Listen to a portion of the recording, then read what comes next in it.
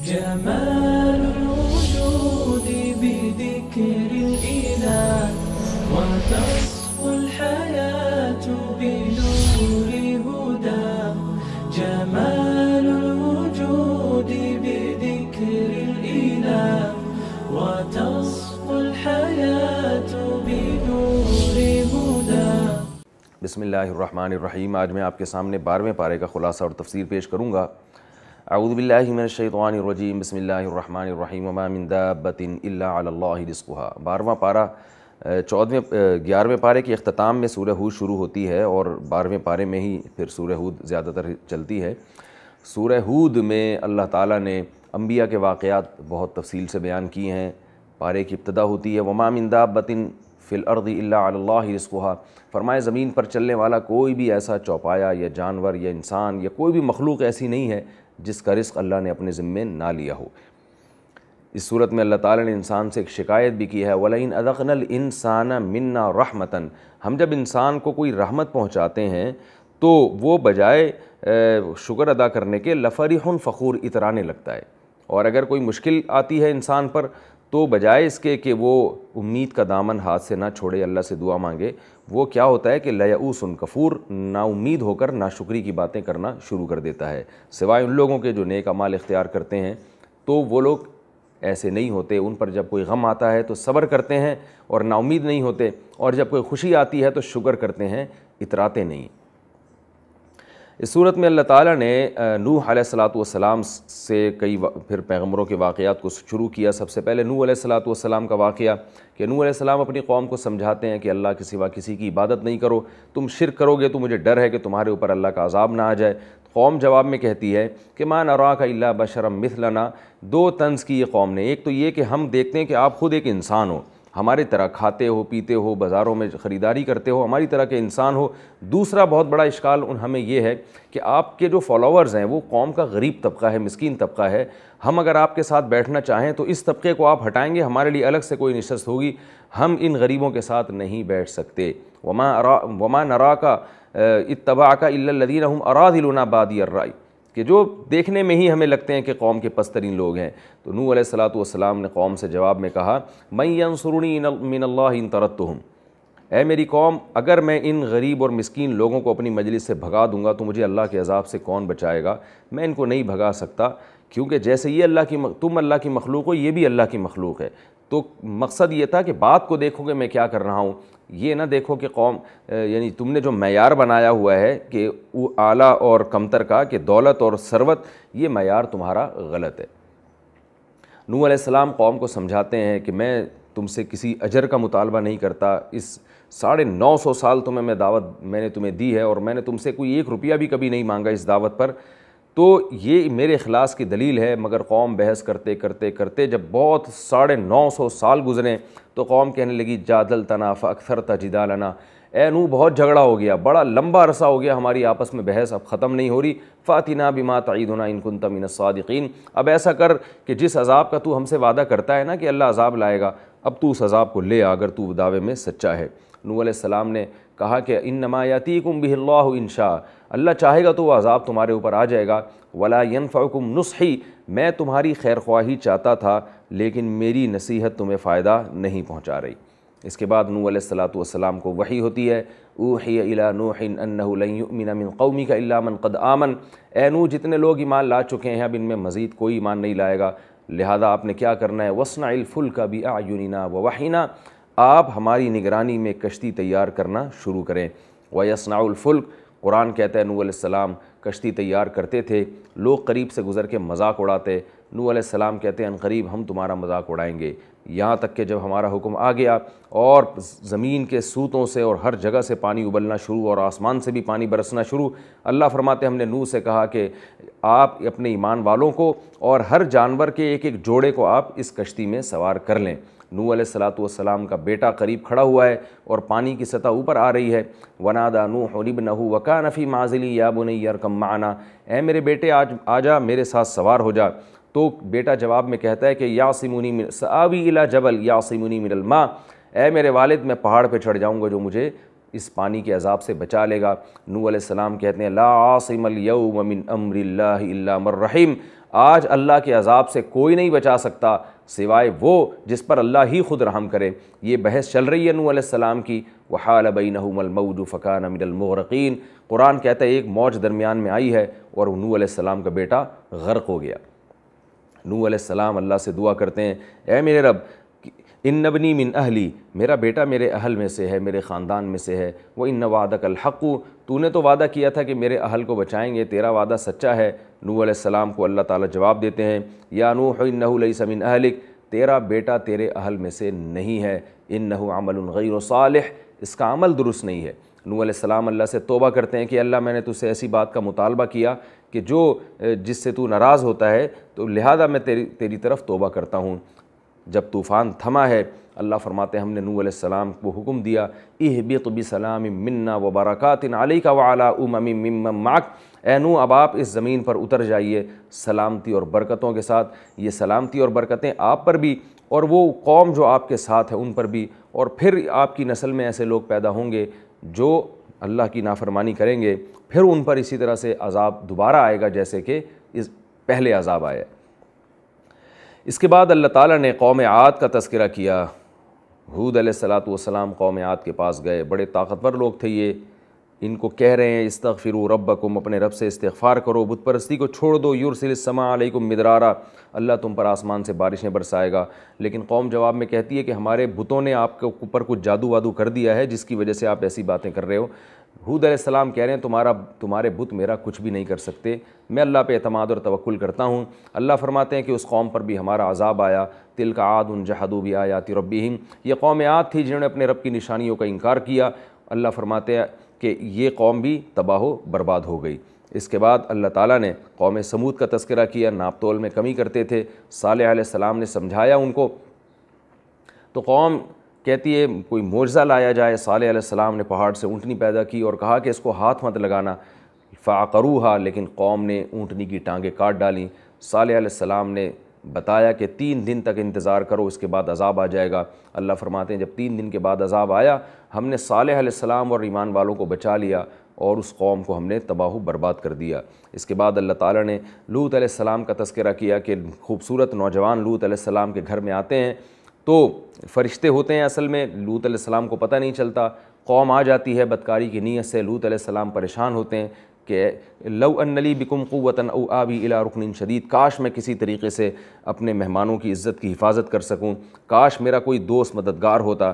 تو اس موقع پر فرشتے کہتے ہیں کہ ہم فرشتے ہیں، انسان نہیں ہیں، اور یہ آپ کا کچھ نہیں بگاڑ سکتے، آپ راتوں رات اپنے گھر والوں کو یعنی اپنے ساتھ جو ایمان لانے والے ہیں ان کو لے کے نکل جائیں۔ اللہ فرماتے ہیں کہ صبح ہونے سے پہلے جعلنا عالیہا سافلہا، یہ صبح صادق ہوئی ہے کہ ہم نے زمین کے اوپر کے حصے کو الٹ کر زمین کے نیچے کر دیا اور آسمان سے پتھروں کی بارشیں بھی ہم نے برسائیں اور اس قوم کو تباہ و برباد کر دیا جو شرک میں مبتلا تھی اور لڑکوں سے بدفعلی کی بیماری میں مبتلا تھی۔ اس کے بعد اللہ تعالیٰ نے شعیب علیہ السلام کا تذکرہ کیا کہ ان کی قوم ناپ تول میں کمی کرتی تھی۔ قوم جواب میں کہتی ہے یا شعیب اصلاتک تأمرک، جب شعیب علیہ السلام نے قوم کو روکا تو قوم کہتی ہے کہ آپ کی نمازیں اس بات کا حکم دیتی ہیں کہ ہم شرک سے بچیں اور اپنے مالوں میں ہم جو چاہیں نہ کر سکیں، یہ کیسی بات ہے؟ آپ اپنی نماز پڑھیں، روزہ رکھیں، آپ ہمارے مالی معاملات میں کیوں دخل اندازی کرتے ہیں؟ شعیب علیہ السلام پھر سمجھاتے رہے، بالآخر قوم نے ان کی بات کا بھی انکار کیا، ما نفقہ کثیرا مما تقول، اے شعیب ہمیں تیری باتیں سمجھ میں نہیں آتی۔ اللہ تعالیٰ فرماتے ہیں کہ ہم نے ان کو بھی ہلاک کیا، وَأَخَذَتِ الَّذِينَ ظَلَمُوا الصَّيْحَةُ فَأَصْبَحُوا فِي دِيَارِهِمْ جَاثِمِينَ، گھروں میں اوندھے پڑے ہوئے تھے، أَلَا بُعْدًا لِمَدْيَنَ كَمَا بَعِدَ ثَمُودَ، فرمایا کہ قوم مدین بھی ایسے ہی اللہ کی رحمت سے دور ہو گئی جیسے قوم سمود اللہ کی رحمت سے دور ہوئی تھی۔ اس کے بعد فرعون کا تذکرہ ہے کہ فرعون اپنی قوم کو قیامت کے دن یقدم قومہ یوم القیامت فاوردہم النار، قوم کو لے کر جہنم کی آگ میں اپنے ساتھ ڈالے گا، کیونکہ اس بدبخت قوم نے موسیٰ علیہ السلام کی نہیں مانی، اس کی قوم نے فرعون کی بات پر عمل کیا جو باطل کی دعوت لے کر آیا تھا۔ یہ سورہ ہود کا کچھ خلاصہ تھا۔ اس کے بعد سورہ یوسف شروع ہوتی ہے۔ سورہ یوسف میں اللہ تعالیٰ نے حضرت یعقوب علیہ السلام کے بیٹے، سب سے پہلے ابراہیم علیہ السلام تھے، ان کے دو بیٹے تھے، یعقوب علیہ السلام اور اسحاق علیہ السلام اور اسماعیل علیہ السلام، پھر اسحاق علیہ السلام کے بیٹے تھے یعقوب جن کا لقب تھا اسرائیل، پھر یعقوب علیہ السلام کے بیٹے تھے یوسف علیہ السلام۔ یوسف علیہ السلام خواب سناتے ہیں کہ میں نے 11 ستارے سجدہ کرتے ہوئے دیکھے اور سورج اور چاند کو، تو والد محترم کہتے ہیں کہ یہ خواب اپنے دوسرے بھائیوں کو نہ سناؤ، وہ سوتیلے بھائی تھے، دوسری زوجہ سے تھے، تو کہیں حسد کا کہیں جیلسی میں مبتلا نہ ہو جائیں۔ لیکن بھائیوں نے کیا کیا، دیکھا کہ جب یوسف علیہ السلام والد محترم کے زیادہ لاڈلے ہیں تو یہ پلان بنایا کہ ان کو کسی طرح قتل کر دیا جائے، لیکن مشورے میں یہ طے ہوا کہ ان کو اندھے کنویں میں ڈال دیا جائے۔ والد محترم کے پاس آتے ہیں کہ ان کو ہمارے ساتھ آپ تفریح کے لیے بھیجیں۔ والد صاحب یہ کہتے ہیں حضرت یعقوب علیہ السلام کہ مجھے ڈر ہے کہ اسے کہیں بھیڑیا نہ کھا جائے۔ جواب میں کہتے ہیں کہ ہم اتنے مضبوط اور طاقتور بھائی ہیں، ہمارے ہوتے ہوئے ہمارے چھوٹے بھائی کو اگر بھیڑیا کھا جائے تو ہم سے زیادہ نقصان والا تو پھر کوئی ہو ہی نہیں سکتا۔ تو بالآخر وہ لے کر جاتے ہیں اور بچے کو کنویں میں ڈال دیتے ہیں، اور شام کو روتے ہوئے آتے ہیں اور جھوٹا خون بھی بچے کے کپڑے پہ لگا دیتے ہیں اور جا کے کہتے ہیں کہ اس کو بھیڑیے نے کھا لیا۔ حضرت یعقوب علیہ السلام کہتے ہیں سولت لکم انفسکم امرا، بھیڑیے نے نہیں کھایا، تم نے کوئی جھوٹا معاملہ گڑھ لیا ہے۔ وہ جانتے تھے کہ یہ حسد کا شکار ہیں، کچھ نقصان پہنچا سکتے ہیں۔ فصبر جمیل، لیکن میں کیا کر سکتا ہوں، صبر کروں گا۔ واللہ المستعان علی ما تصفون، اللہ ہی بہتر مددگار ہے ان باتوں پر جو تم بیان کر رہے ہو۔ ادھر ایک قافلہ گزرتا ہے اور جب وہ ڈول ڈالتا ہے کنویں میں پانی نکالنے کے لیے تو بچے کو دیکھ کر حیران ہو جاتا ہے، چھپاتے پھر رہے ہیں بچے کو، اور مصر میں لے جا کے اس بچے کو انہوں نے چند ٹکوں کے بدلے میں فروخت کر دیا تاکہ اس کا اصل مالک ہم تک نہ پہنچ جائے، اور بچہ بکتے بکتے بادشاہ کے محل میں پہنچتا ہے۔ بادشاہ کہتا ہے ہم اس کو رکھیں گے، یا تو ہم اس کو اولاد بنائیں گے یا اس کو اپنے یعنی محل میں خادم بنائیں گے۔ بچہ بالآخر جوانی کی دہلیز پہ قدم رکھتا ہے۔ حضرت یوسف علیہ السلام اس قدر حسین تھے، رسول اللہ صلی اللہ علیہ وسلم نے فرمایا کہ میں نے معراج کی رات میں یوسف علیہ السلام کو دیکھا، اتنے حسین تھے کہ کائنات کا آدھا حسن اکیلے یوسف علیہ السلام کو دیا گیا ہے۔ بادشاہ کی بیوی آپ پر عاشق ہو گئی اور دروازے بند کر کے گناہ کی طرف دعوت دیتی ہے۔ کوئی گناہ سے بچنے کا یعنی گناہ کرنے میں کوئی بھی رکاوٹ نہیں ہے، لیکن یوسف علیہ السلام باوجود اس کے کہ ان کی خواہش تھی، کیونکہ مرد تھے، ایک جوان عورت کو، خوبصورت عورت کو اپنی طرف دیکھ کر طبیعت مائل ہوئی، لیکن اللہ کی پناہ مانگتے ہیں اور کہتے ہیں معاذ اللہ انہ ربی احسن مثوایا، میرے رب نے مجھے اتنا اچھا ٹھکانہ دیا، میں اس کی نافرمانی کیسے کر سکتا ہوں۔ اور پھر دروازے کی طرف بھاگتے ہیں، اور بھاگتے ہوئے دونوں جب باہر نکلتے ہیں تو فوراً یوسف علیہ السلام پر جو تہمت یعنی جو بادشاہ کی بیوی تھی اس نے فوراً مضمون بدل کے بادشاہ سے کہا کہ ما جزاء من اراد باہلک سوءا الا ان یسجن او عذاب علیم، اے میرے شوہر نامدار، اگر کوئی آپ کی بیوی کی طرف غلط طرح سے دست درازی کی کوشش کرے تو اس کی سزا کیا ہونی چاہیے؟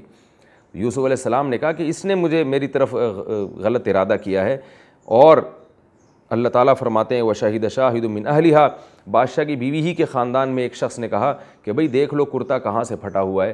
جب دیکھا کرتا پچھلی جانب سے پھٹا ہوا تھا، یہ اس کی علامت تھی کہ بادشاہ کی بیوی آپ کے پیچھے بھاگ رہی تھی۔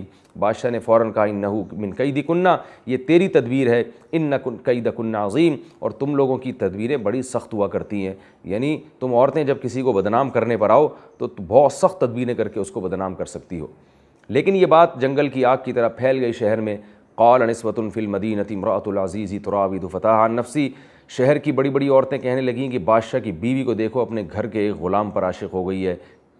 یہ اس کا تو گویا کوئی معیار ہی نہیں ہے، عشق اور محبت کا بھی کوئی معیار ہوتا ہے۔ شاہی خاندان کے کسی گویا مرد پہ عاشق ہوتی تو ہم مانتے ہیں اس کو، گھر کے کسی ایک معاذ اللہ ایک نوکر پہ عاشق ہو گئی ہے۔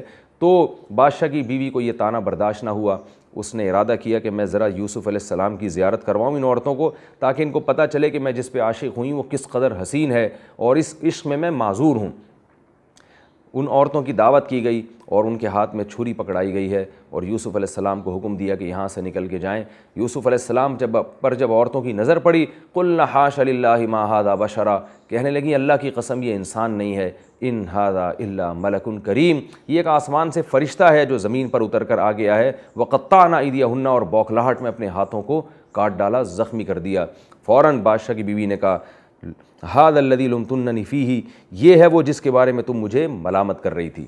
بالآخر سب نے یوسف علیہ السلام کو ورغلایا کہ برائی کی طرف یوسف علیہ السلام اللہ سے دعا مانگتے ہیں کہ اللہ اگر تو ان عورتوں کی تدبیریں مجھ سے دور نہیں کرے گا تو کہیں میں گناہ میں مبتلا نہ ہو جاؤں. اور بادشاہ کی بیوی نے یہ بھی دھمکی دی کہ اگر یہ میری بات نہیں مانے گا میں اسے جیل کی کوٹری میں بھجوا دوں گی. تو یوسف علیہ السلام نے کہا رب السجن احب الی مما یدعوننی الیہ، اے اللہ مجھے جیل کی کوٹری اس گناہ سے زیادہ محبوب ہے. اللہ فرماتے ہیں ہم نے ان کی دعا قبول کی، اور پھر کچھ وقت کے بعد بادشاہ نے اپنی عزت بچانے کے لیے یوسف علیہ السلام کو جیل کی کوٹری میں ڈال دیا اور بھول گیا. جیل میں 2 آدمی آپ کے پاس آتے ہیں، ایک کہتا ہے کہ میں نے خواب دیکھا کہ میں بادشاہ کو شراب پلا رہا ہوں، اور دوسرے نے کہا کہ میں نے خواب دیکھا ہے کہ میرے سر پہ روٹیوں کا ٹوکرا ہے اور اس سے پرندے چگ کے کھا رہے ہیں. یوسف علیہ السلام کو کہا کہ آپ ہمیں خواب کی تعبیر بتائیں، ہمیں آپ نیک آدمی معلوم ہوتے ہیں. یوسف علیہ السلام نے کہا کہ میں بعد میں بتاؤں گا، لیکن پہلے ان کو تبلیغ کی، توحید. ارباب متفرقون خیر ام اللہ الواحد القہار، تم جو اتنے خداؤں کو پوجتے ہو وہ بہتر ہے، یہ ایک خدا کو پوجنا بہتر ہے. پھر اپنا تعارف کروایا کہ ہم اپنے باپ دادا کے دین پر ہیں، ابراہیم، اسماعیل اور اسحاق، یہ سب ایک خدا کی عبادت کرنے والے تھے، تو اتنے سارے خداؤں کو چھوڑ کر ایک خدا کی عبادت کرو. تبلیغ کی. پھر ان کو سمجھایا کہ پھر ان کو خواب کی تعبیر بتائی کہ جو بادشاہ کو شراب پلا رہا تھا اس کو رہائی ملے گی اور وہ بادشاہ کو شراب پلایا کرے گا، اور جو شخص جس کے سر پہ ٹوکرا تھا اس کو قتل کر دیا جائے گا، اور پرندے اس کے سر سے چگ چگ کے جو ہے نا اس کا بھیجا اور مغز نکال کے کھائیں گے. اور یہ خواب کا بتایا کہ یہی تعبیر ہوگی، اس کے علاوہ کوئی اور تعبیر نہیں ہو سکتی. اور یہ بھی کہا جو جیل سے چھوٹنے والا آدمی تھا کہ تم جب بادشاہ کے پاس جاؤ تو میرا تذکرہ کرنا کہ ایک شخص ہے جو جیل میں پڑا ہوا ہے، اس کو نکالنے کی فکر کرو. بادشاہ کو خواب آتا ہے اور وہ شخص بھول جاتا ہے بادشاہ کے سامنے ذکر کرنا. قرآن کہتا ہے کہ بادشاہ کو خواب آتا ہے ارا 7 بقرات سمان یاکلوہن 7 عجاف و7 سنبلات خضر و اخر یابسات، کہ میں دیکھتا ہوں، لوگوں سے اپنے درباریوں سے جمع کر کے کہا کہ میں دیکھتا ہوں 7 دبلی گائیں 7 موٹی گائیں کو کھا رہی ہیں، اور 7 خشک خوشے جو ہیں گندم کے بالیاں جو ہیں وہ 7 تر و تازہ خوشوں کو کھا رہی ہیں، تو اس کی تعبیر بتاؤ. وہ کہنے لگے پراگندہ خیالات ہیں، اس کی کوئی تعبیر نہیں ہے. وہ شخص جو جیل سے چھوٹ کر آیا تھا اس کو یاد آیا، فوراً یوسف علیہ السلام کے پاس آ کے یہ تعبیر پوچھی.